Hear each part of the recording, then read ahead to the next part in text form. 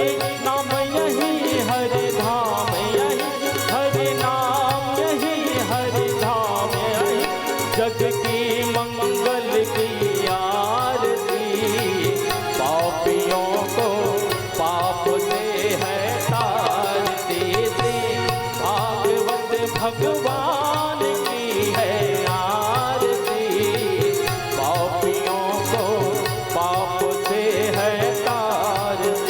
ये शांति गीत पावन पुण्य पापों को मिटाने वाला, नवरस दिखाने वाला, ये शांति गीत पावन पुण्य पापों को मिटाने वाला, हर दर्द कराने वाला है, दुख करने ये दुख हरने है, दुख करने ये दुख हरने, श्री मधुसूदन की आरती, पापियों को पाप से है तारती, से भागवत भगवान की है आरती, पापियों को पाप से है तारती। ये मधुर बोल जगबंद को सतमार्ग बताने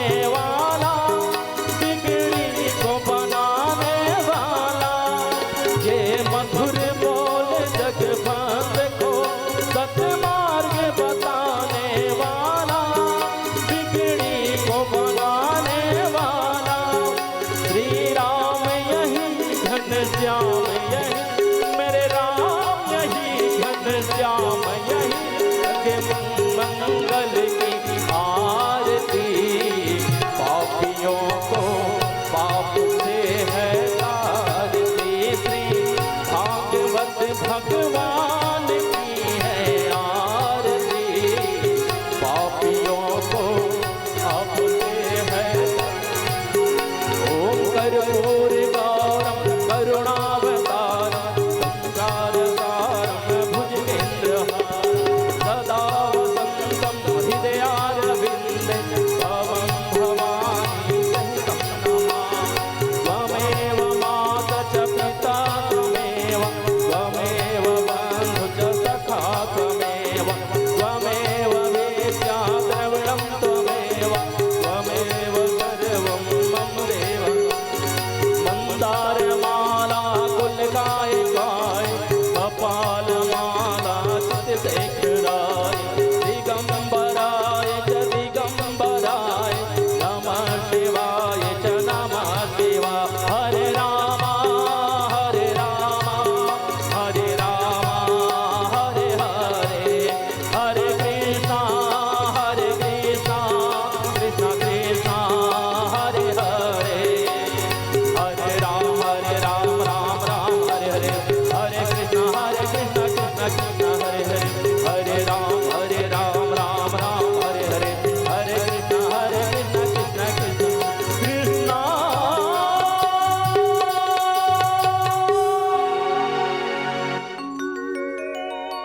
बोले भागवत भगवान की जय।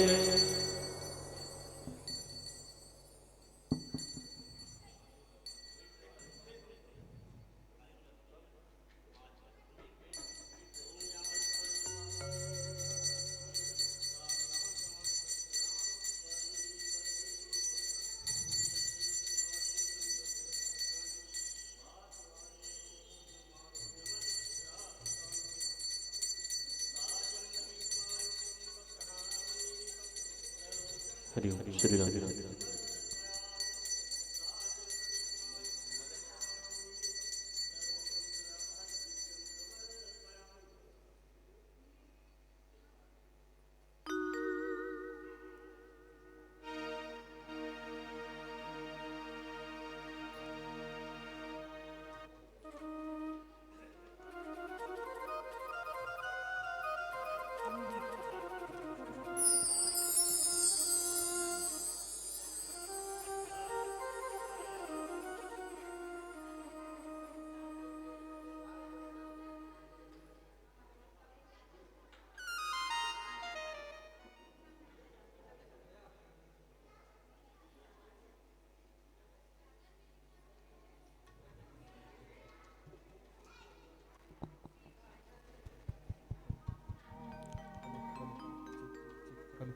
Hello hello check hello hello hello hello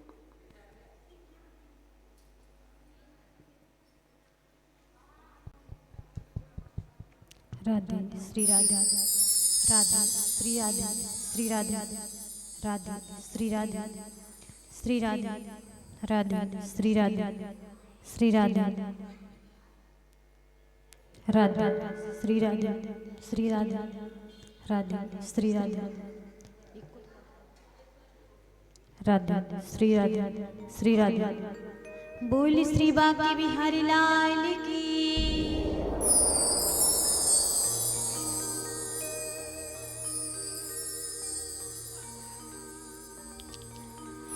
मंगलम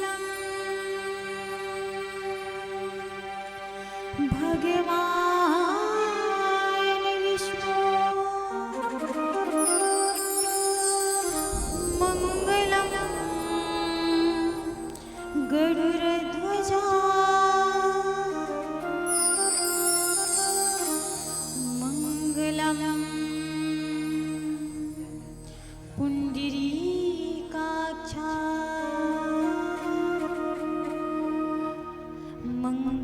मंगलायतनो हरि वक्रतुंड महाकाय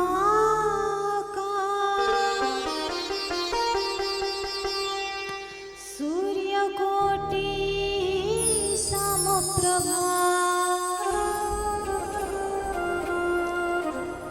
निर्विघ्नं कुरु मे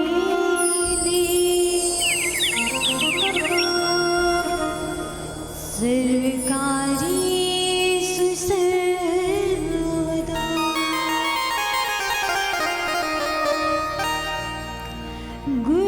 गुरुर्ब्रह्मा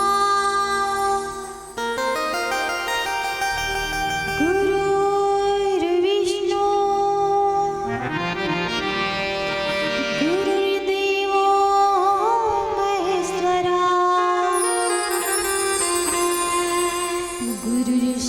गुरुर्साक्षात् परब्रह्म तस्मै श्री गुरुवे नमः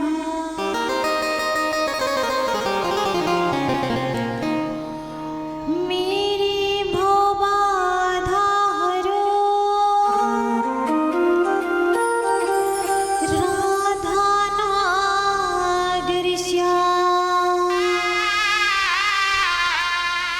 तुम्हारी कृपा कटाक्ष सो सुलभ होति निज धाम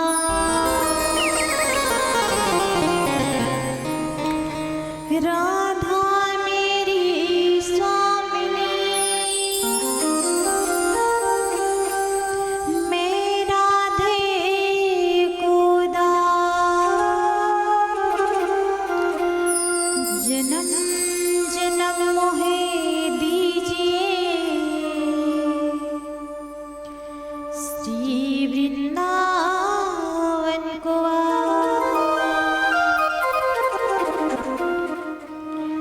राधा मेरी मातु है पिता मेरे घनश्याम इन दोनों के श्री चरणों में मेरा बारंबार प्रणाम गुरु मूरत मुख चंद्रमा सेवक नैन चकोर अष्ट प्रहर निरखत रहो श्री गुरु चरणन की ओर। बोल श्री बांके बिहारी लाल की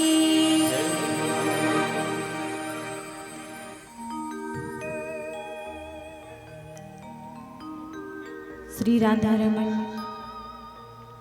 भगवान श्री कृष्ण के चरणों में मेरा बारंबार प्रणाम है। भक्तवंशा कल्पतरु भगवान श्री कृष्ण की वार्ड में प्रतिमूर्ति प्रातः स्मरणीय वंदनीय साक्षात राजश्याम स्वरूप श्री श्री 108 श्री सद्गुरुदेव जी महाराज आदि शक्ति विद्वज्जन संत समुदाय ब्राह्मण समुदाय कथा प्रेमी भागवत प्रेमी सभी सुंदर साधकों सभी पवित्र आत्माओं को मेरा हाथ जोड़कर प्रणाम। आइए इस वातावरण को शुद्ध बनाने के लिए मन को पवित्र बनाने के लिए थोड़ा सा हरि नाम संकीर्तन करेंगे, फिर भगवान के शरण में जाएंगे। सभी ताली बजाते हुए हरि नाम संकीर्तन करना है। बोली श्री बांके बिहारी लाल की जय हो। छीन लिया मेरा भोला सा मन, छीन लिया मेरा भोला सा मन, राधा रमन प्यारे राधा रमन, छीन लिया मेरा भोला सा मन,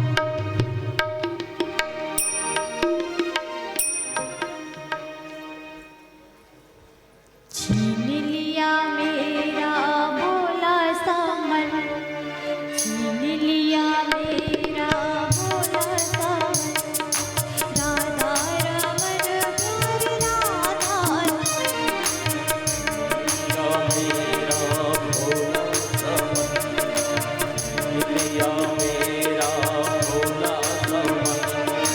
राधा रमण मेरो राधा रमण, राधा रमण मेरो राधा रमण, छीन लिया मेरा भोला सा मन, छीन लिया मेरा भोला सा मन, राधा रमन प्यारे राधा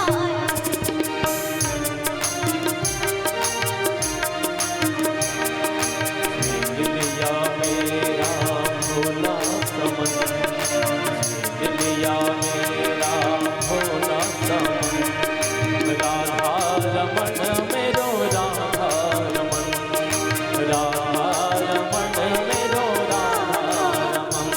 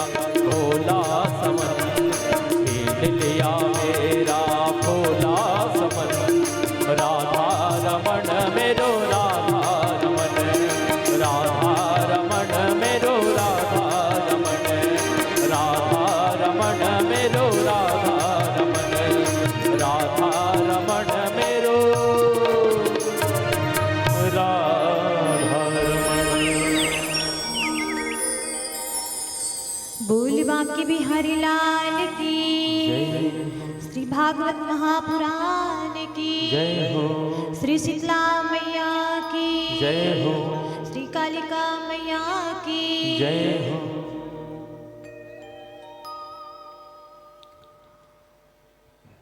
परम सौभाग्य की बात है कि धमतरी जिला में मां शीतला मंदिर के प्रांगण में आज श्रीमद् भागवत कथा का आरंभ हो रहा है। अतः हम सब भक्तजनों को और अधिक से अधिक संख्या में आना चाहिए। अपने समस्त रिश्तेदार मित्र बंधु सहित सबको आमंत्रित करते हुए इस कथा स्थल में पधार कर अपने मानव जीवन को पवित्र बनाते हुए श्रीमद् भागवत गंगा में डुबकी लगाकर भगवान के धाम को प्राप्त करें, क्योंकि हमें कथा सुनने का अवसर बार बार नहीं मिलता। भगवान की कृपा होती है और जब हमारे भाग्य का उदय होता है तब हमें श्रीमद् भागवत सुनने को मिलता है। क्योंकि इस बात को ग्रंथों में भी कहा गया है, भाग्योदये न बहु जन्मा समर्जिते सत्संगम च लभते पुरुषो यदा। एक जन्म का नहीं बल्कि करोड़ों जन्म का भाग्य का उदय जब होता है तब जाकर हमें श्रीमद् भागवत सुनने का अवसर मिलता है। तो जहाँ तक मेरी आवाज़ जा रही है, जो भी घर में बैठे हुए हैं, समस्त भक्तों से मेरा निवेदन है कि सभी घर में खाली बैठने से अच्छा है कि कथा स्थल में आए और बड़े प्रेम पूर्वक ध्यान के साथ कथा का रसपान करें। और कथा के कुछ नियम हैं। कथा स्थल में जैसे हम सब बैठे हुए हैं तो सबको पालती लगाकर ही बैठना है। पैर आगे, यदि पैर में कभी तकलीफ हो तो पैर आगे करना हो तो इधर या इधर कर लेना है। कथा की तरफ जहाँ पर ठाकुर जी विराजित हैं उधर पैर करके नहीं बैठना है। और दूसरा, जब तक कथा चल रही है तब तक एकदम एकांत भाव से शांति के साथ कथा को सुनना है। और तीसरा नियम ये है कि जब भी जयकारा बुलाया जाए तो सबको जयकारा लगाना है, शांत नहीं बैठना है, सबको जयकारा लगाना है। और जब कीर्तन हो तो सबको ताली बजाना है। क्यों ताली बजाना है? क्योंकि ताली बजाने से बहुत सारा फायदा हमें मिलता है। कैसे फायदा मिलता है? दो तरह से, एक तो आध्यात्मिक तरीके से और दूसरा वैज्ञानिक तरीके से हमें लाभ मिलता है। तो आध्यात्मिक तरीके से लाभ हमें ऐसे मिलता है कि जब हम ताली बजाते हैं तो हमारे हाथों की रेखाओं में हमारे पूरे जीवन का उसमें उल्लेख रहता है। कहते हैं ना कि हमारे भाग्य की रेखा हमारे हाथ में है। कई लोग बोलते हैं कि हमारे हाथ में तो हमारे किस्मत ही नहीं है, मेरे हाथों में तो किस्मत ही नहीं लिखी।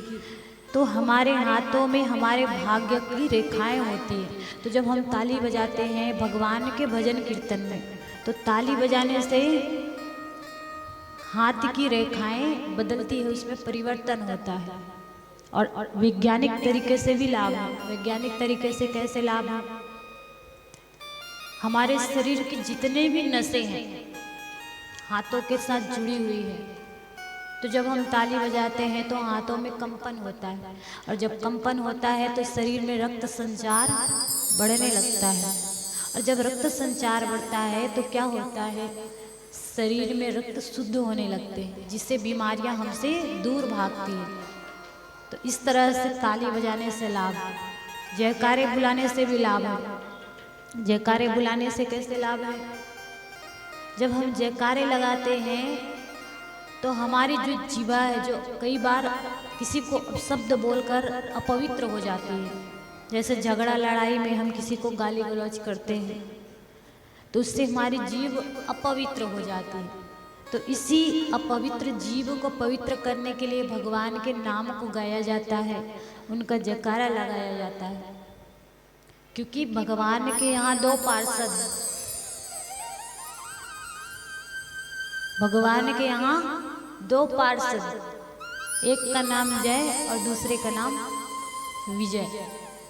जैसे सबके घर में दरवाजे होते हैं, पहले के समय में दो दरवाजे हुआ करता था, अब तो एक ही गेट लगती है, लेकिन पहले के समय में दो दरवाजे। क्यों? क्योंकि भगवान के समय में, सत्युग के समय में दरवाजे नहीं हुआ करता था, तो वो लोग द्वारपाल रखते थे। और अब दरवाजे का समय हो गया है, तो ऐसे ही भगवान के यहाँ दरवाजा नहीं है तो उसके जगह पे तो द्वारपाल। जैसे हम किसी के घर जाते हैं तो एकदम से अंदर नहीं जाते, पहले क्या करते हैं, जाकर दरवाजा खटखटाते हैं। दरवाजा खटखटाते हैं तो कोई जब उस खटखटाहट को सुनते तब जा कर के वो बाहर आते हैं, तब हम अपनी बात को उनके सामने रखते हैं। तो ऐसे ही भगवान के यहाँ जो दो द्वारपाल हैं, जय और विजय, जब हम जयकारे लगाते हैं तो जय महाराज के कान में वो आवाज़ जाती है, फिर वो हमारा संदेश लेकर भगवान तक जाते हैं और कहते हैं कि प्रभु आपको आपके इस नाम का भक्त बुला रहे हैं, पुकार रहे हैं, तब भगवान हमारे पास आते हैं। तो इसलिए सबको जब भी जयकारा लगाने के लिए कहा जाए, सबको जयकारा लगाना है। बोलिए श्री भागवत महापुराण की। तो कथा के ये नियम हो गए हैं।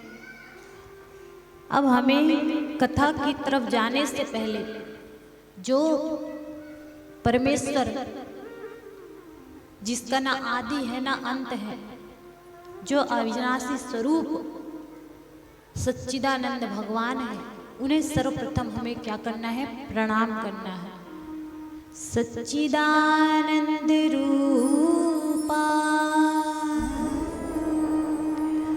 विश्वोत्पत्त्यादिहेतवे तापत्रय विनाशाय श्री कृष्णाय वयं नमः। तो उस सच्चिदानंद भगवान को हमें प्रणाम करना है। सच्चिदानंद का मतलब क्या होता है? सत्य, चित्त और आनंद।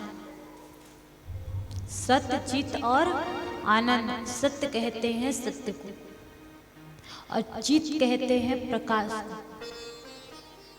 आनंद कहते हैं अंदर की खुशी को, जो अविनाशी है, जिसका कभी नाश नहीं हो सकता। इस संसार में सब कुछ नाश हो सकता है, हम आप सब, ये पूरा ब्रह्मांड, लेकिन भगवान कभी, उनका कभी नाश नहीं हो सकता। क्योंकि जब ये सृष्टि नहीं थी, ये संसार नहीं था, हम आप सब नहीं थे, तब भी वो भगवान थे। और जब ये संसार है, ये सृष्टि है, तब भी वो भगवान है। और जब ये संसार नहीं रहेगी, नष्ट हो जाएगी, तब भी वो भगवान रहेंगे। वो स्थिर स्वरूप है, इसलिए उनको सत्य कहा गया है। बाकी जितना हम देख रहे हैं सबको हम असत्य कहेंगे। और दूसरा चित्त। चित्त किसे कहते हैं? प्रकाश। हमें पढ़ने के लिए, देखने के लिए किसकी जरूरत है? प्रकाश। बिना प्रकाश के हम कुछ भी नहीं देख सकते। अगर यहाँ पे अंधेला हो गया, किसी तरह के कोई प्रकाश ना आए, तो हमें कुछ भी दिखाई नहीं देगा। तो हमें देखने के लिए, पढ़ने के लिए प्रकाश की जरूरत है। आँख रहे और प्रकाश ना रहे तो कोई मतलब है क्या? नहीं है। तो आँख है, लेकिन इस आँख को देखने के लिए प्रकाश चाहिए। बिना प्रकाश के हमें कुछ भी दिखाई नहीं देगा। लेकिन जिसे प्रकाश की जरूरत ही नहीं है, जिसकी आंखें ही प्रकाश स्वरूप है, उससे क्या कहा गया है? चित्त कहा गया। तीसरा आता है आनंद। हम कहते हैं कि एसी कमरे में विश्राम करने से हमें क्या मिलता है? आनंद मिलता है। डंलप के गद्दे पर शयन करने से आनंद मिलता है? नहीं मिलता आनंद। वो सब सुख है, हमें सुख मिलता है। आनंद अंदर की अनुभूति होती है। जैसे किसी प्यासे को यदि हम जलपान कराते हैं, किसी भूखे को यदि हम भोजन कराते हैं, तो भूख तो उनकी मिटेगी, प्यास तो उनकी मिटेगी, लेकिन हमें अंदर ही अंदर एक खुशी मिलती है। अच्छा काम करने से हमें जो खुशी मिलती है, जो आनंद मिलता है, वही सच्चा आनंद है, जिसे हम बाहर ढूंढने में लगे हुए हैं। जैसे एक मृग जल की तलाश में इधर उधर घूमता रहता है और धूप के समय उन्हें कहीं दूर में जल दिखाई देता है, लेकिन जब वो नजदीक जाता है तो वहां पर जल होता ही नहीं। ऐसे ही हम आनंद को बाहर में ढूंढ रहे हैं, जबकि वो अंदर मिलता है। अच्छा कर्म करने से मिलता है, धर्म का काम करने से मिलता है। तो ये सच्चिदानंद है, जो सत्य के समान है, जो प्रकाश के समान है, जो आनंद की अनुभूति के समान है, उसे ही सच्चिदानंद कहते हैं। सच्चिदानंद रूप आए, जो सच्चिदानंद रूप के समान है। तापत्रय विनाशाय सच्चिदानंद रूपाय विश्वोत्पत्त्यादि हेतवे तापत्रय विनाशाय श्री कृष्णाय वयं नमः। विश्वोत्पत्त्यादि हेतवे मतलब इस विश्व को कौन चला रहे हैं? भगवान चला रहे हैं। हम कहते हैं कि भगवान के बिना तो एक पत्ता नहीं हिल सकता। तो इसका मतलब यही है कि भगवान ही हैं जो इस सृष्टि का देख रेख कर रहे हैं, इस सृष्टि को चला रहे हैं। तो इस विश्व को पालने वाले भगवान जो सच्चिदानंद रूप के समान है। तापत्रय विनाशाय, जो 3 प्रकार के ताप को नष्ट करने वाले हैं। 3 प्रकार के ताप कौन कौन से? दैहिक, दैविक, भौतिक तापा।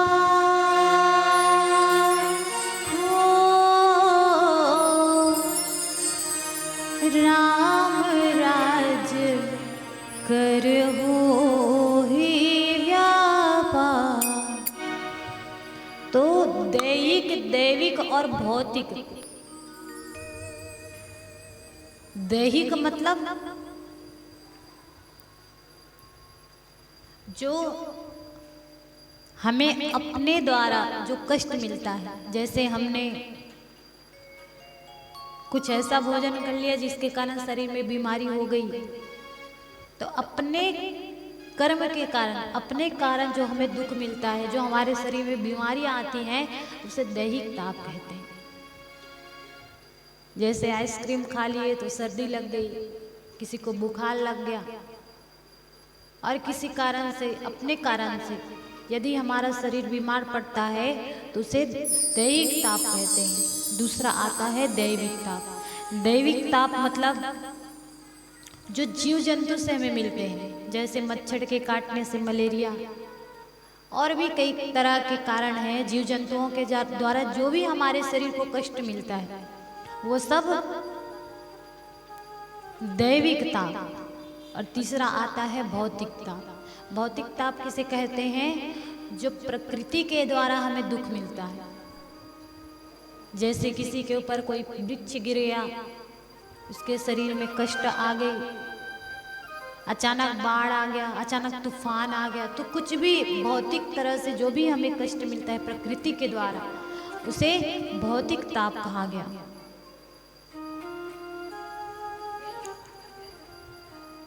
तो इस संसार में ऐसा नहीं कि किसी के पास कोई दुख ना हो, दुख भी कई तरह के होते हैं, और इस संसार में सबके पास कोई ना कोई प्रकार के दुख हैं। कोई अपने दुख को किसी के सामने व्यक्त करते हैं और कोई नहीं करते हैं, लेकिन सबके पास दुख है। कोई तन दुखी, कोई मन दुखी, कोई धन बिन रहत उदास, थोड़े थोड़े सब दुखी, सुखी राम के दास। कोई तन दुखी मतलब किसी के शरीर में कोई बीमारी है तो वो दुखी। कोई मन दुखी मतलब किसी को मानसिक चिंता है, टेंशन है, वो दुखी। कोई धन भी न रहत उदास, किसी के पास धन नहीं है तो दुखी। थोड़े थोड़े सब दुखी मतलब सबके पास दुख है। कोई धन के लिए दुखी है, कोई मन के टेंशन में दुखी है, कोई शरीर की बीमारी से दुखी है। सुखी राम के दास, कोई तन दुखी, कोई मन दुखी, कोई धन भी रहत उदास, और थोड़े थोड़े सब दुखी, सुखी राम के दास। तो भगवान के दास जो है वही सुखी है, बाकी सब इस संसार में दुखी है। इसी बात को कबीरदास जी ने भी कहा है। कबीरदास जी क्या कहे हैं? कबीरा सब जग निर्धना, धनवंता नहीं कोई, धनवंता सोई जानिए, राम नाम धन होए कबीरा, राम नाम धन हो।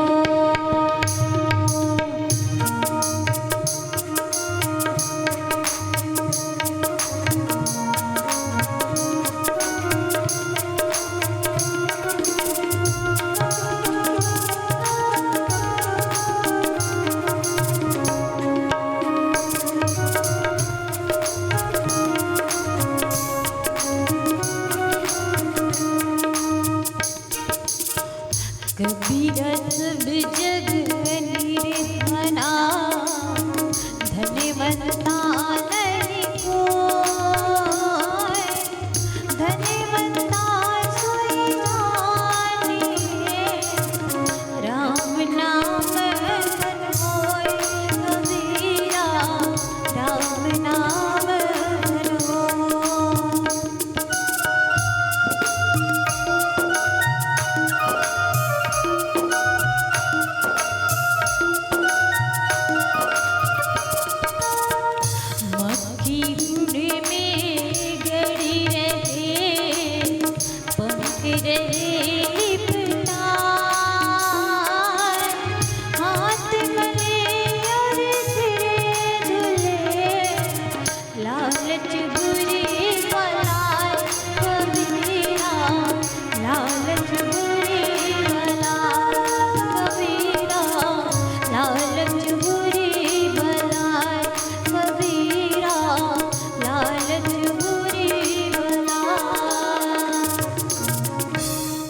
कबीरदास जी क्या कहते हैं? कबीरा सब जग निर्धना, धनवंता नहीं कोई। कबीरदास जी कह रहे हैं कि संसार में सभी लोग दुखी पड़े हुए हैं और सभी लोग निर्धन पड़े हुए हैं। हम कहते हैं ना कि हमारे पास बहुत बड़ी बिल्डिंग है, 100 एकड़ का खेत है, जमीन है, तो हम अमीर हैं, हम धनवान हैं? नहीं है, निर्धन है। कितना आपके पास धन रहे फिर भी निर्धन हो। कब तक निर्धन हो? जब तक भगवान रूपी धन ना मिल जाए, क्योंकि भगवान रूपी धन हमें हमेशा काम आने वाला है। कितना उनका खर्च कर लो, आपकी सारे मांगे पूरी होती रहेगी, जो मांगोगे मिलता रहेगा। और अभी जो आपके पास धन है, उस धन का तो आप व्यय करोगे कल के दिन में खाली। तो भगवान रूपी धन को प्राप्त कीजिए ताकि आप हमेशा धनवान रहें, कभी निर्धन न बने। यही बात कबीरदास जी कहे हैं, धनवंता सोई जानिए, राम नाम रूपी धन होए। तो इस संसार में सभी दुखी पड़े हुए हैं, शारीरिक दुख, मानसिक दुख या किसी भी तरह के दुख। और ये सारे दुखों को निवारण करने वाले, सारे दुखों को नष्ट करने वाले कौन है? हमारे भगवान श्री कृष्ण। श्री कृष्णाय वयं नमः। सच्चिदानंद रूपाय विश्वोत्पत्त्यादि हेतवे तापत्रय विनाशाय श्री कृष्णाय वयं नमः। ऐसे भगवान श्री कृष्ण के चरणों में हमें बारंबार प्रणाम करना चाहिए और उन्हें प्रेम पूर्वक निवेदन करते हुए यहाँ इस पवित्र स्थान में आने के लिए प्रार्थना करना चाहिए। आइए हम सब मिल करके भगवान को प्रार्थना करते हैं कि इस पवित्र स्थान में आकर के अपना दर्शन दें, तभी हम भगवान की लीला का वर्णन कर पाएंगे, ज्ञान की चर्चाएं कर पाएंगे, सत्संग कर पाएंगे। आओ सभी मिल करके भगवान को पुकारते हैं, सत्संग रूपी गंगा में भगवान आए और हम सबको अपना आशीर्वाद, अपना दर्शन दे। बोल श्री बांके बिहारी लाल की जय। श्याम तुमसे मिलने का,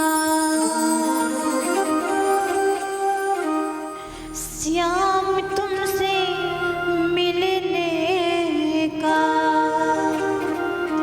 सत्संग का बहाना है। दुनिया वाले क्या जाने, दुनिया वाले क्या जाने, मेरा रिश्ता पुराना है। श्याम तुमसे मिलने का, सत्संग का बहाना है। श्याम तुमसे मिलने का, सत्संग ही बहाना है। दुनिया वाले क्या जाने, दुनिया वाले क्या जाने, मेरा रिश्ता पुराना है। शाम तुमसे मिलने का।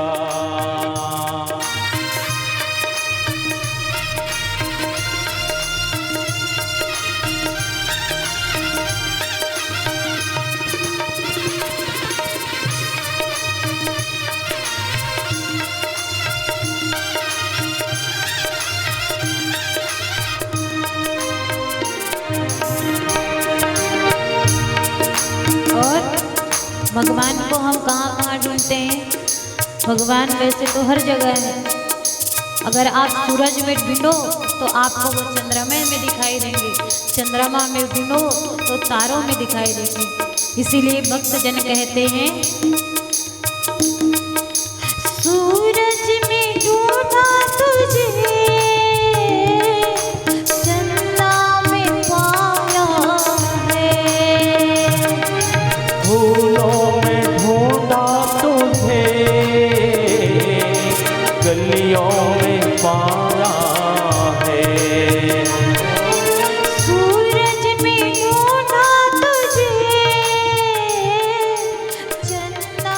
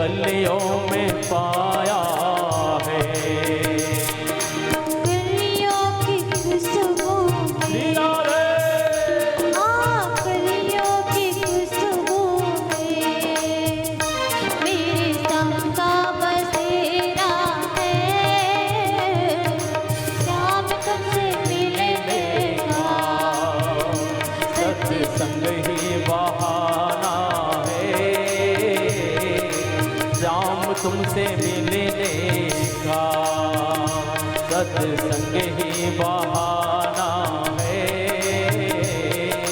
श्याम तुमसे मिलने का सत्संग का बहाना है। श्याम तुमसे मिलने का सत्संग ही बहाना है। और दुनिया वाले क्या जाने, जय हो दुनिया वाले क्या जाने, मेरा रिश्ता पुराना है। श्याम तुमसे मिलने का सत्संग ही का बहाना है। शाम तुमसे मिलने का।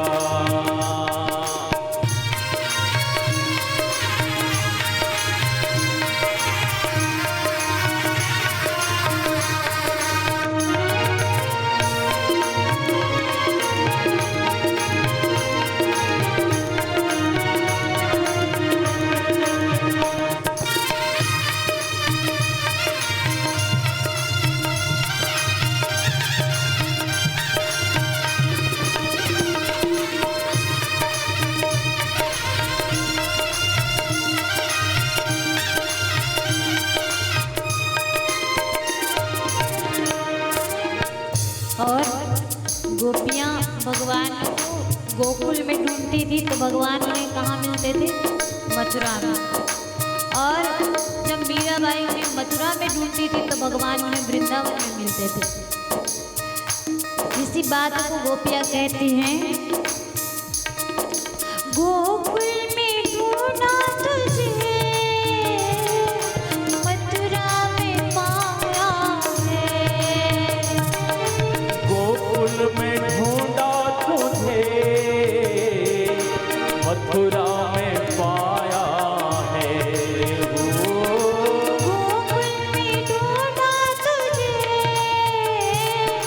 मथुरा में पाया है। गोकुल में ढूंढा तुझे, मथुरा में पाया है। वृंदावन के गलियों, हरि बोल। वृंदावन के गलियों में मेरी श्याम का बसेरा है। श्याम तुमसे मिलने का सत्संग ही बहाना है।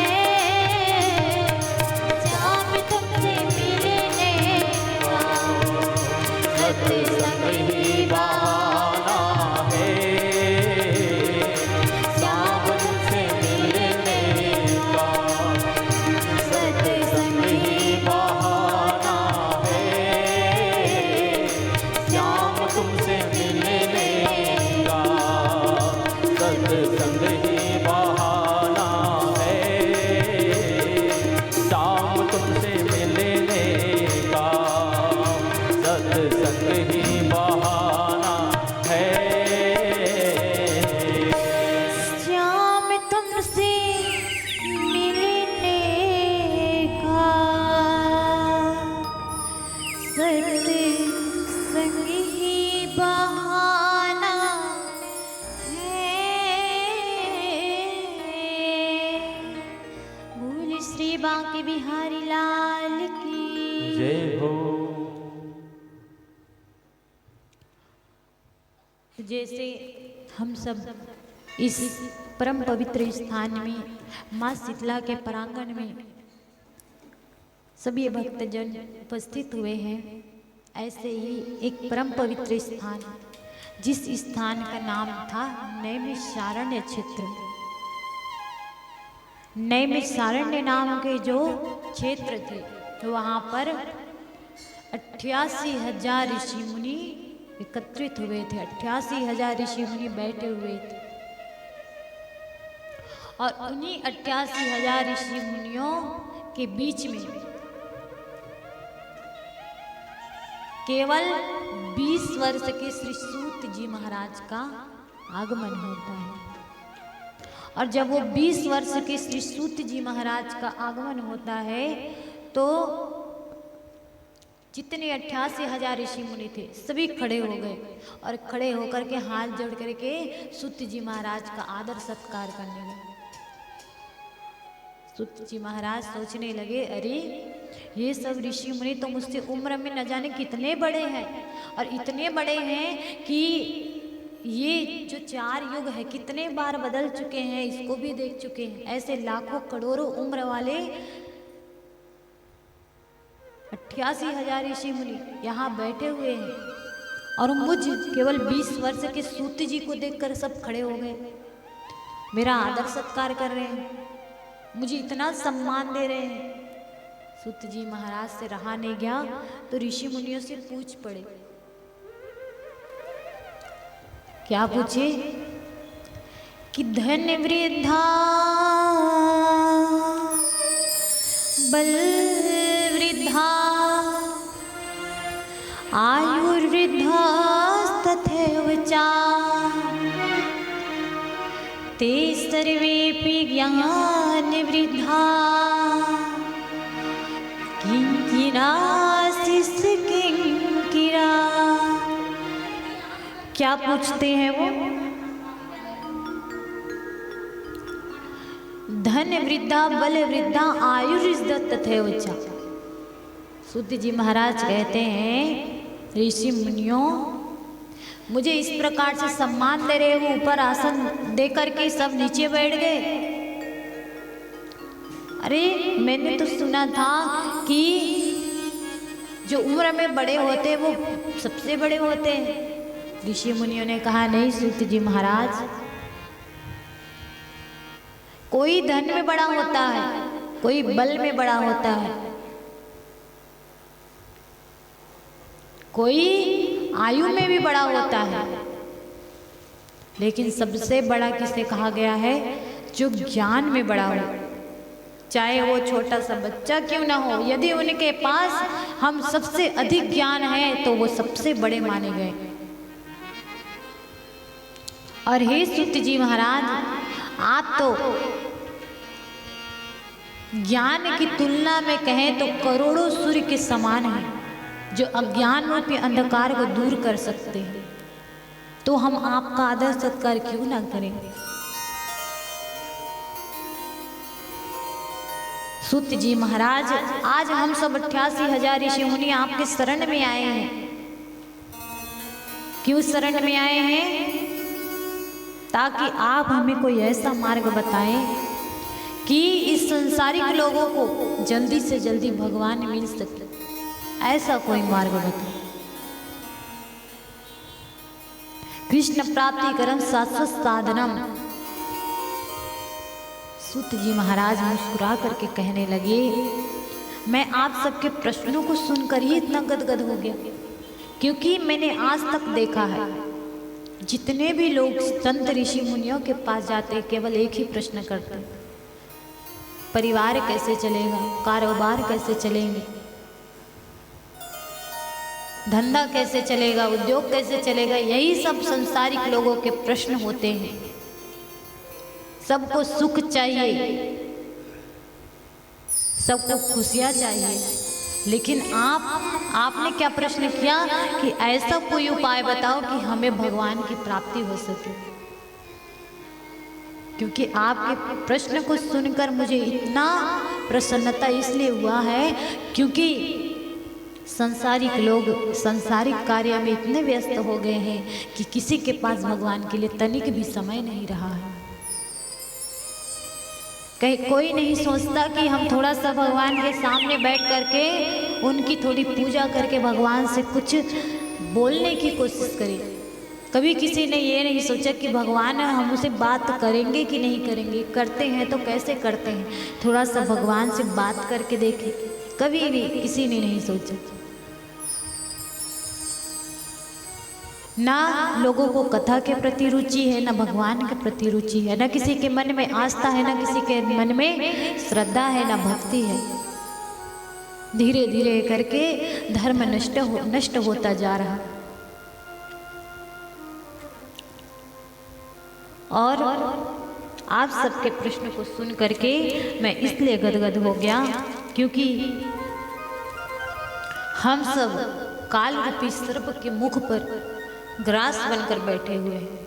कब ये काल रूपी सर्प अपना मुंह बंद कर दे और हमारी मृत्यु हो जाए कोई नहीं जानता।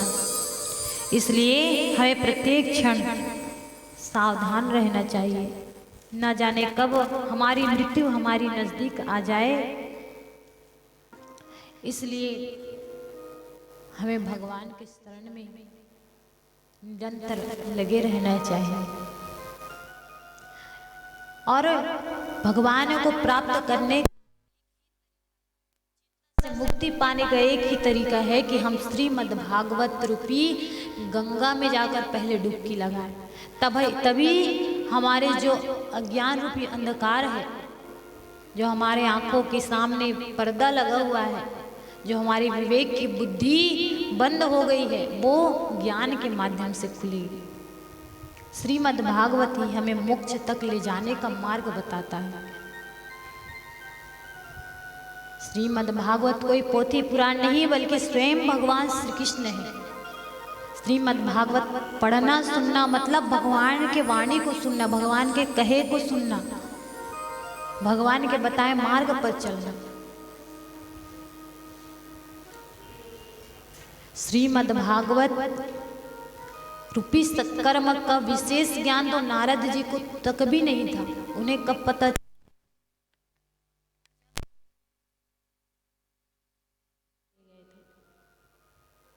नारद जी पृथ्वी पर भ्रमण करने गए, सेतु बांध गए, रामेश्वर गए, जितने भी पवित्र पवित्र धाम हैं सब जगह गए, कहीं पर उन्हें शांति नहीं मिली। चलते चलते वो श्री धाम वृंदावन गए और जब वो वृंदावन गए तो वृंदावन जाकर के उन्होंने एक आश्चर्यजनक घटना देखी। क्या कि एक युवा स्त्री जिनके पास 2 अवस्था में मानो उसकी मृत्यु होने वाली हो और वो जोर जोर से रो रही थी। नारद जी कहते हैं कि वो उनके समीप गए और नारद जी जाकर के पूछने लगे, देवी आप कौन हैं, क्यों रो रही है और ये दोनों पुरुष इस तरह मूर्छित क्यों पड़े हैं। कहने लगे, नारद जी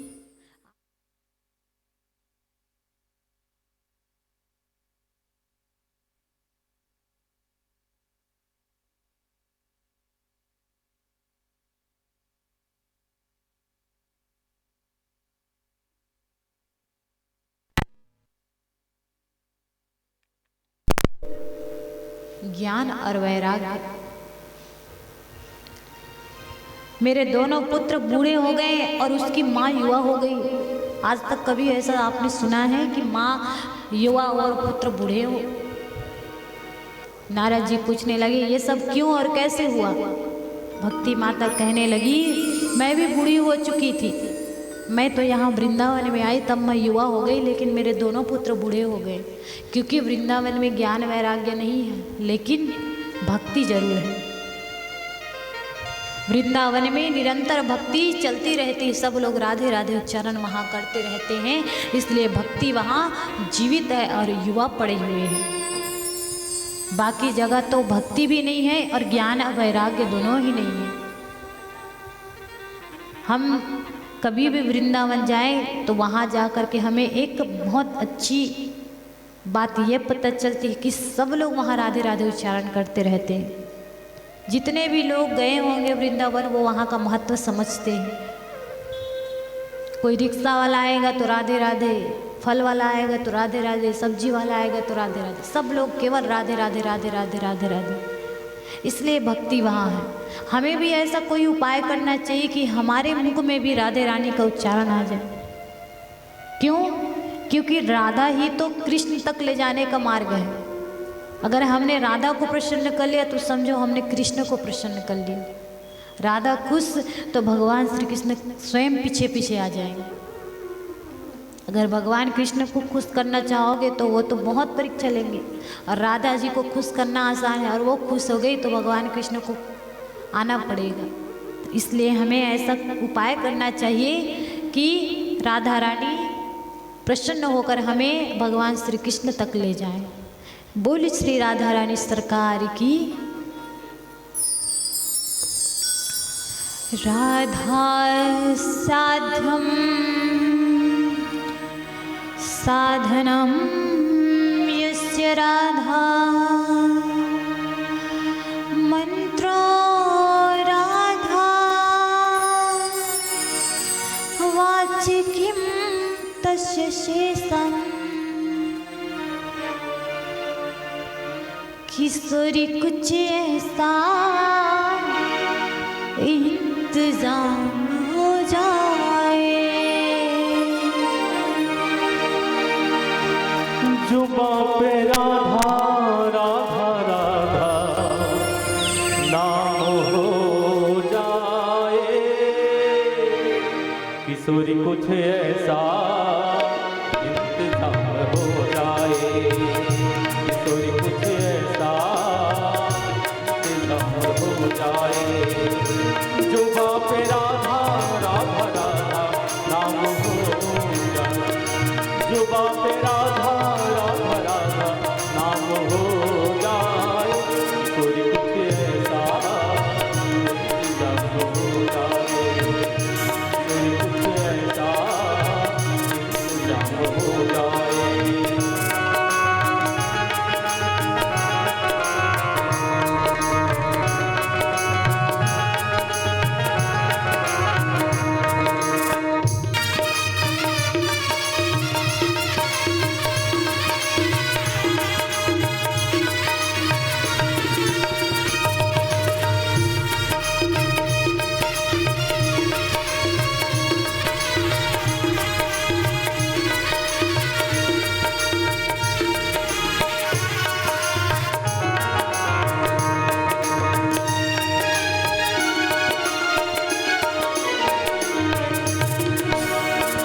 जब गिरते हुए मैंने तेरा नाम लिया, जब गिरते हुए मैंने तेरा नाम लिया, तो गिरने ना दिया तूने मुझे थाम लिया है, तो गिरने ना दिया तूने मुझे थाम लिया है।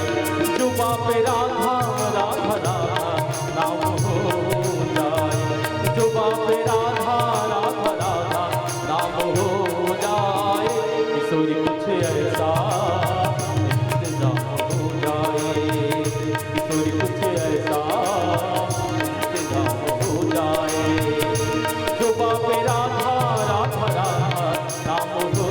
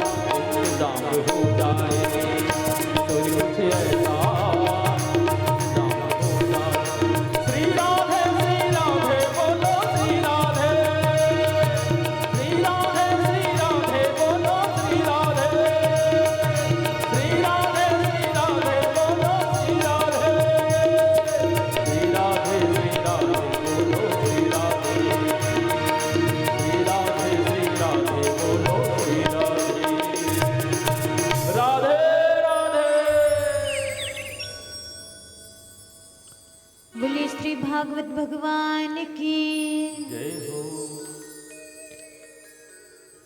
तो नारद जी माता भक्ति देवी से पूछने लगे कि हे माँ भक्ति, आप दुखी मत हो, मैं आपके दुख का निवारण अवश्य करूँगा।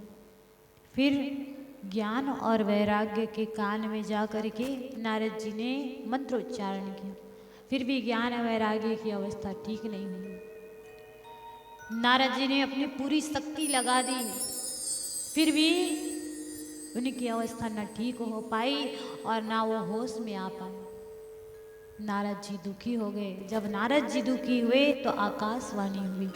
आकाशवाणी ने कहा, हे नारद जी, आप दुखी मत हो। यदि आप ज्ञान वैराग्य की अवस्था को ठीक करना चाहते हो तो सत्कर्म करो।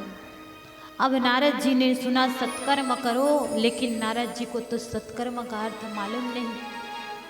तो उस सत्कर्म रूपी प्रश्न को लिए नारद जी इधर से उधर घूम रहे हैं। चलते चलते वो बद्री धाम में गए, और जब वो बद्री धाम में गए तो उन्होंने देखा कि वहाँ 4 भाई बैठे हुए हैं, सनक, सनंदन, सनातन और सनत कुमार। ये चारों भाई वहाँ पर बैठे हुए थे। तो नारद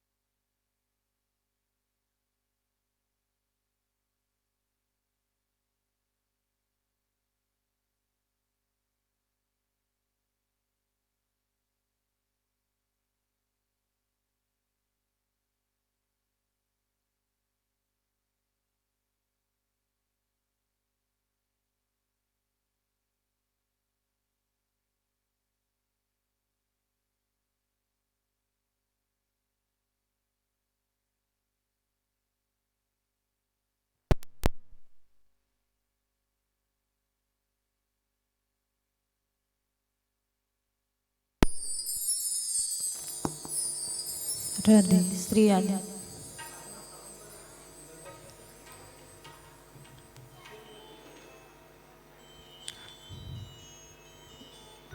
बोले श्री बांके बिहारी लाल की जय हो।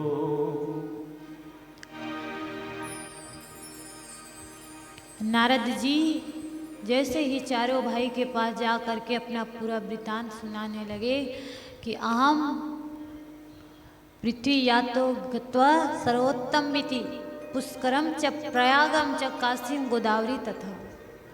मैं सेतु बांध रामेश्वर में गया, हरि क्षेत्र में गया, कुरुक्षेत्र, कहीं शांति नहीं मिली तो श्री धाम वृंदावन गया। तो वहाँ गया तो मैंने भक्ति, माता, ज्ञान और वैराग्य को देखा। ज्ञान वैराग्य की अवस्था को ठीक करने के लिए मैंने मंत्र उच्चारण किया, फिर भी कोई प्रभाव नहीं हुआ। आकाशवाणी ने कहा कि सत्कर्म तो आप सब मुझे बताओ कि सत्कर्म क्या है। मैं सत्कर्म रूपी प्रश्न को लिए यहाँ से वहाँ घूम रहा हूँ। चारों भाइयों ने कहा, हे नारद जी, सत्कर्म का अर्थ तो एक ही है, साप्ताहिक श्रीमद् भागवत कथा का आयोजन।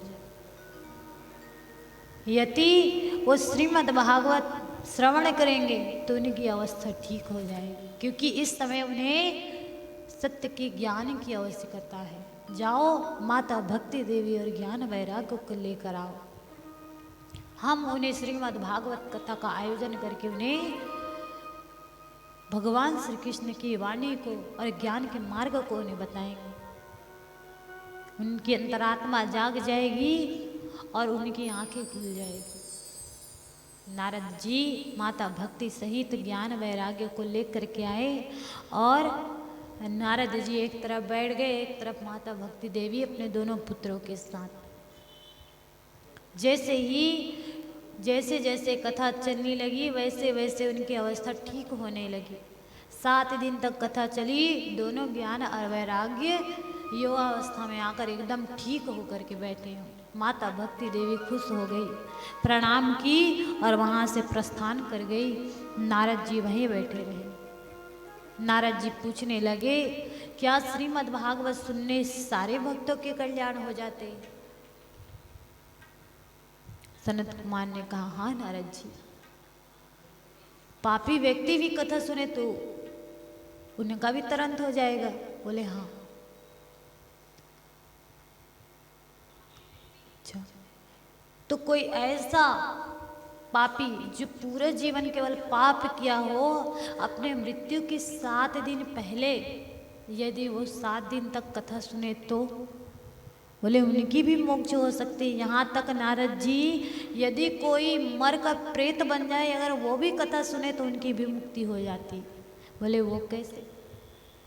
बताने लगे कि तुंगभद्रा नदी के किनारे एक आत्मदेव के ब्राह्मण रहते थे।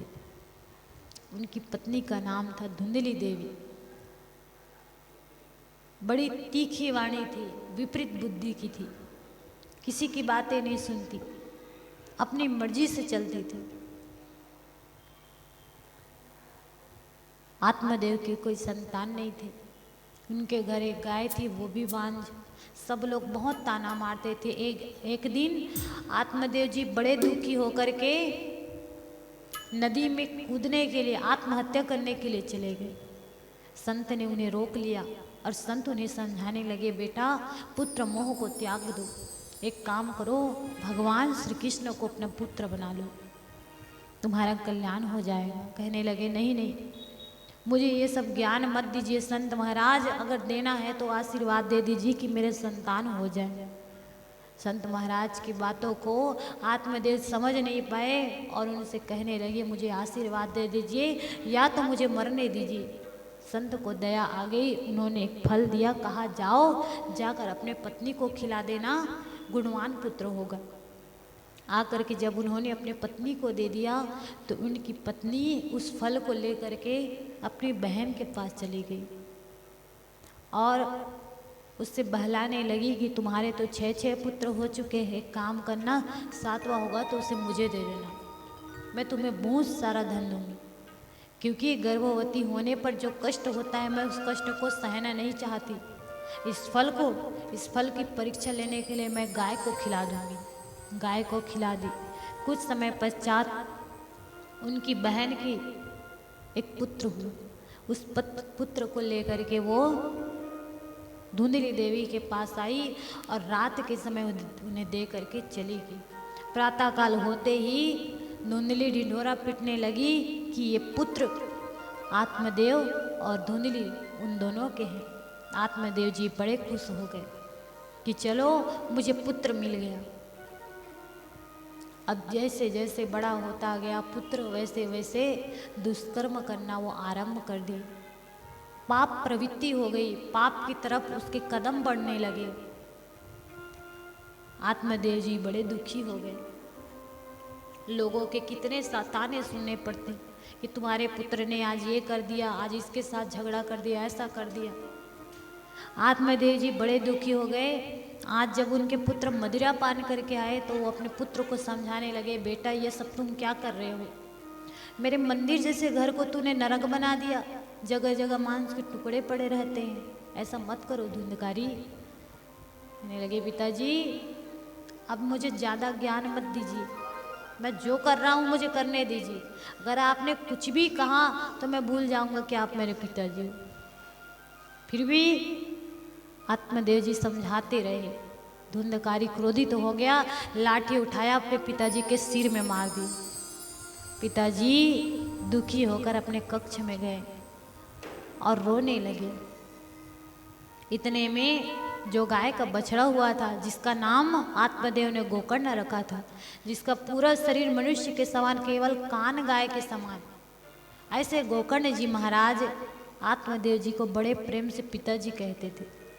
जब उन्होंने देखा कि पिताजी अपने कक्ष में मूर्छित पड़े हैं तो जाकर पूछने लगे, पिताजी आपकी ये दशा किसने कर दी? बोले, मेरे पुत्र धुंधकारी ने। ऐसे पुत्र से तो मैं बिना पुत्र के अच्छा था। आज मुझे बेटा उस संत की वाणी याद आ रही है। उस संत ने मुझे समझाया भी था कि पुत्र यदि कुपुत्र हो गया तो ब्राह्मण देवता तुम्हें हमेशा दुखी ही मिलेगा। और आज वही हुआ। यदि मैं भगवान को अपना सब कुछ मान लेता तो आज मुझे ये देखना नहीं पड़ता, इतनी बदनामी नहीं सहनी पड़ती। बोले, पिताजी तो अभी भी कहाँ देरी हुई है? पुत्र मोह को त्याग दीजिए, छोड़ दीजिए सब कुछ और भगवान के शरण में चले जाइए। जैसे ही गोकर्ण ने ज्ञान आत्मदेव जी को समर्पित किया, आत्मदेव जी के अंतर चक्षु खुल गए और सब कुछ त्याग करके वो वन चले गए और वहीं जाकर भगवान के भजन में लीन हो गए। इधर धुंधली देवी बड़ी परेशान, गोकर्ण तीर्थ यात्रा में निकल गया। अब धुंधली को रोज मार पीट लगाता, जितना घर में धन था सबको जुए में ले जाकर के हार जाता। ऐसे चलता रहा, धीरे धीरे करके वो पूरी गरीबी में आ गई। घर में कुछ भी नहीं रहा, सोना चांदी जितने भी चीजें थी घर में सब कुछ धुंधकारी जुए में हार कर आ गए। अब माँ को मार पीट लगाने लगा कि मुझे धन दो, धन दो। धुंधकारी की बात सुनकर धुंधली कहने लगी, बेटा कहाँ से दूँ? घर में कुछ है ही नहीं तो क्या दूँ? बोले, नहीं नहीं तुम छुपा के रखी हो, झूठ बोलती हो। मार पीट लगाने लगी। धुंधली सोचने लगी, ऐसे इसके हाथों रोज मार पीट होने से अच्छा, इसके हाथों रोज मार खाने से अच्छा है मैं एक ही बार में मर जाऊं। दूसरे सुबह कुएं में छलांग लगा करके धुंधली देवी मर गई। अब अकेला बच गया धुंधकारी।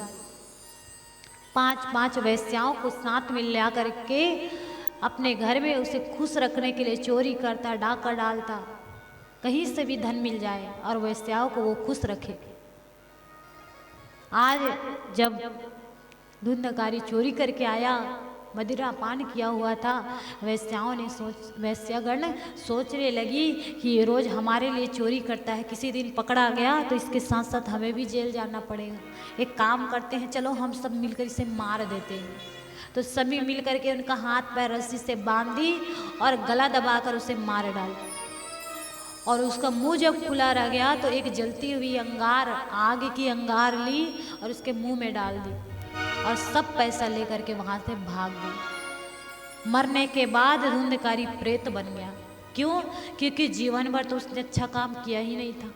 अपने माता पिता को मार पीट लगाना, चोरी करना, डाका डालना, जितने तरह के पाप है सारे पाप तो उसने कर डाले और इसलिए मरकर प्रेत बन गया। अब प्रेत बना तो भटक रहा था कि उसकी मुक्ति कौन करे।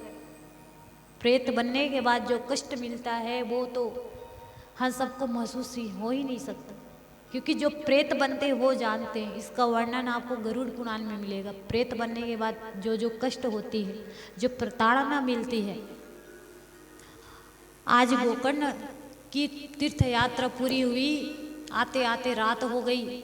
जैसे गांव में आया तो सोचा कि अगर पता चलेगा गांव वालों को तो सब जाग जाएंगे, सब कहानियां बताने लगेंगे, तुम्हारी माँ की ऐसे मृत्यु हुई, तुम्हारा भाई ऐसे मर गया।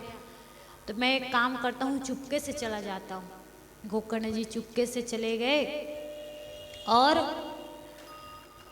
जिस घर में वो रहते थे उसी घर में गए। आज खंडहर की तरह वो घर दिख रही है।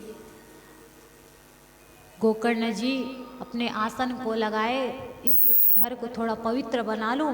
मंत्र उच्चारण करने लगे तो बाहर से कुत्ते के भौंकने की आवाज़, बिल्ली की रोने की आवाज़ और किसी की आवाज़। गोकर्ण जी समझ नहीं पा रहे हैं कौन है जो मेरे मंत्र में बाधा उत्पन्न करने का प्रयास कर रहे हैं। तो उन्होंने क्या किया, हाथ कमंडल में से जल निकाला, हाथ में रखा और मंत्र उच्चारण करके दीवार में छिड़क दिया। जो कोई भी हो मेरे सामने आ जाओ, बार बार मेरे मंत्र में बाधा उत्पन्न क्यों कर रहे हो। तो उन्हें दीवार में एक परछाई दिखाई दी।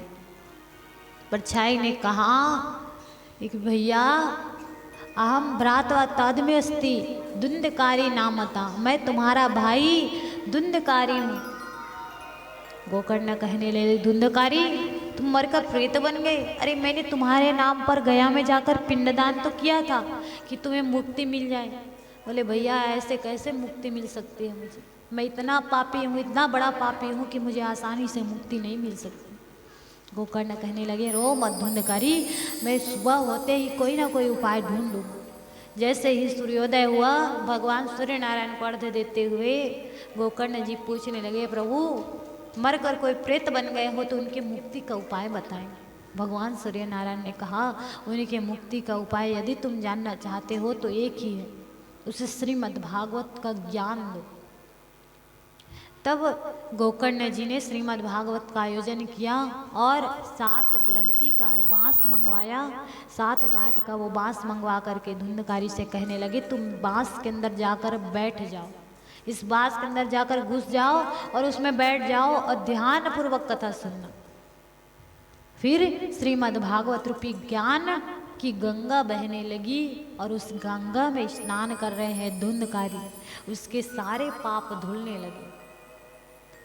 और एक एक दिन की कथा में एक एक ग्रंथि टूटता गया और वो नीचे की ओर जाता गया। 7वां दिन हुआ, 7वें दिन पूरा बांस फूट गया और उसमें से देव के रूप में धुंधकारी परिवर्तन हो गया, सबके सामने प्रकट हुआ।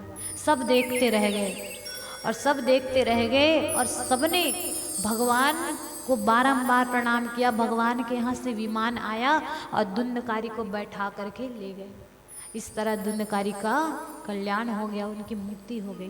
तो ऐसे ही हमें भी यदि अपनी मुक्ति चाहिए, अपने पितरों की मुक्ति चाहिए, तो कथा सुनने से हमें मुक्ति मिल सकती है। हमारा तरण तो होगा ही, हमारा मोक्ष तो होगा ही, साथ ही जितने हमारे रिश्तेदार हैं, जितने हमारे कुल हैं, सब लोग तरंत होते हैं। 7 पीढ़ी तरंत होते हैं, ऐसी श्रीमद् भागवत कथा का कहना है। इसलिए जितना हो सके अपने मित्रों को, रिश्तेदारों को बुलाइए और ध्यान पूर्वक कथा सुनिए। बोली श्री बांके बिहारी लाल की। चलिए आज की कथा को यहीं पर विराम दे देते हैं। एक भजन के पश्चात में आरती करना है, आरती तैयार रखिएगा। बोली श्री कृष्ण भगवान की, श्री वृंदावन बिहारी लाल की। चलिए हम सब छत्तीसगढ़ निवासी हैं, इसलिए थोड़ा छत्तीसगढ़ी भजन भी होना चाहिए भगवान के नाम को गाने के लिए। बोल श्री वृंदावन बिहारी लाल की।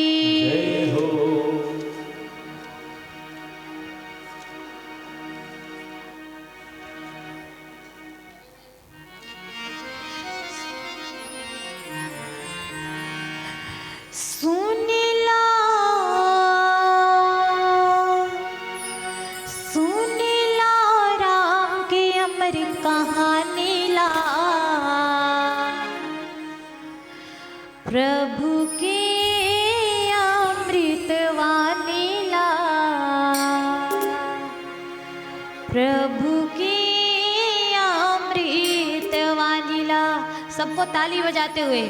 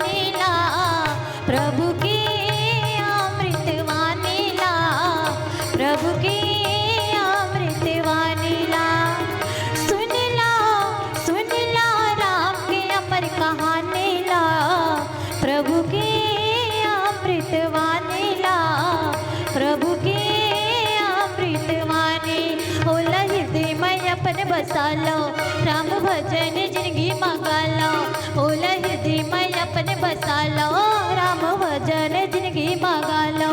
होकर मिट बोलियो करे बानी ला, प्रभु की अमृत वाणी ला, प्रभु की अमृत वाणी।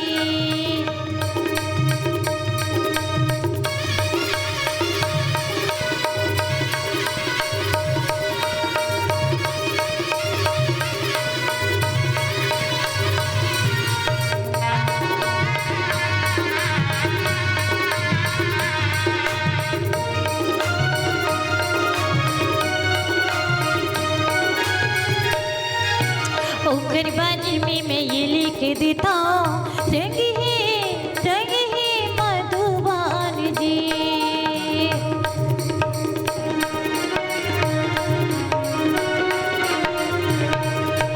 दुनिया की दुख हरयाई हुआ, दुनिया माँ होते जय जी। त्रेता जग की ओ हाय भैया, एक दूसरे ले अपन जानो, सबला छोटे बड़े ला मानो, एक दूसरे ले अपन जानो। ऐसे कहे रहे राम दानी हो, प्रभु की अमृत वाणी ला, प्रभु की अमृत वाणी ला। सुन ला राम के अमर कहानी ला, प्रभु की अमृत वाणी ला, प्रभु की अमृत वाणी।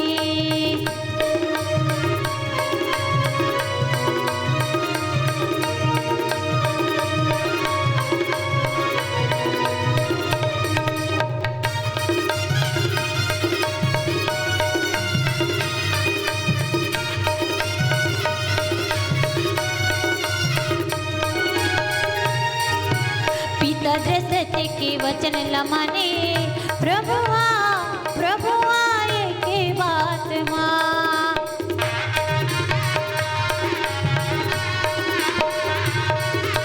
14 बरस वनवासी लकाटे, छोड़ के राजपाट ला। त्रेता युग के ओ हाय भैया, इसी समय के राज चलैया, त्रेता युग के ओ हाय भैया। ऐसे कहे रे राम दानी हा, प्रभु की अमृत वाणी ला, प्रभु की अमृत वाणी ला। सुन ला राम के अमर कहानी ला, प्रभु की अमृत वाणी ला, प्रभु की अमृत वाणी। होला हृदय में अपन बसा लो, राम भजन बिन मगा लो, होला हृदय में अपन बसा लो, राम भजन जिंदगी मंगा लो। ऐसे कहे राम स्वामी हा, प्रभु की अमृत वाणी ला, प्रभु की अमृत वाणी ला, प्रभु की अमृत वाणी ला, प्रभु की अमृत वाणी ला, प्रभु की अमृत वाणी ला, प्रभु की अमृत वाणी ला।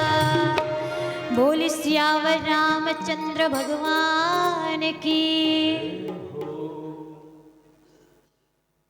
अपने अपने स्थान में आप सब खड़े हो जाइए आरती के लिए।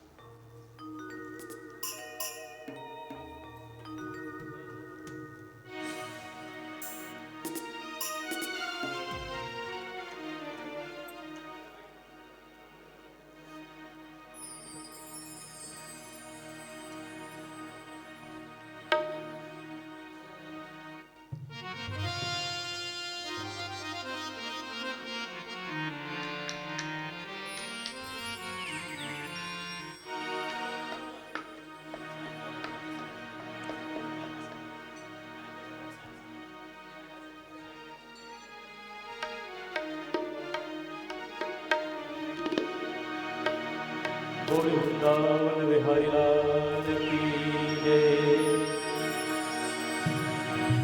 ओ मन में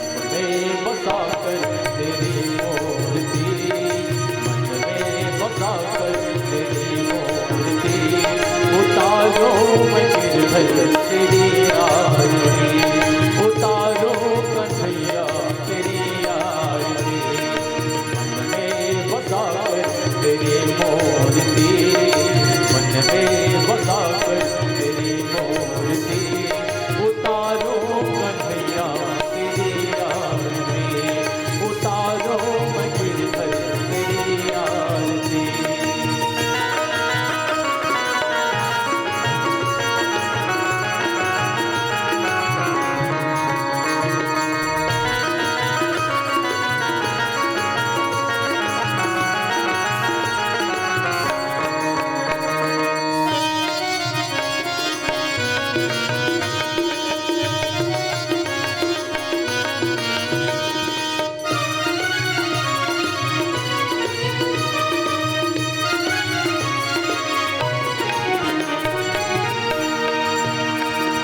करुणा करो कष्ट हरो ज्ञान दो भगवन, सौ में फंसे नाव मेरी तार दो भगवन, करुणा करो कष्ट हरो ज्ञान दो भगवन, सौ में फंसे नाव मेरी तार दो भगवन, दर्द की दवा तुम्हारे पास है, दर्द की दवा तुम्हारे पास है, जिंदगी दया की है भीख मांगती, मन में बसा कर तेरी मूर्ति, उतारो कन्हैया तेरी आरती, उतारो कन्हैया तेरी आरती, मांगू तुझसे क्या मैं यही सोचूं मैं भगवन, जिंदगी जब तेरे नाम कर दिया अर्पण, मांगू तुझसे क्या मैं यही सोचूं मैं भगवन, जिंदगी जब तेरे नाम कर दिया अर्पण,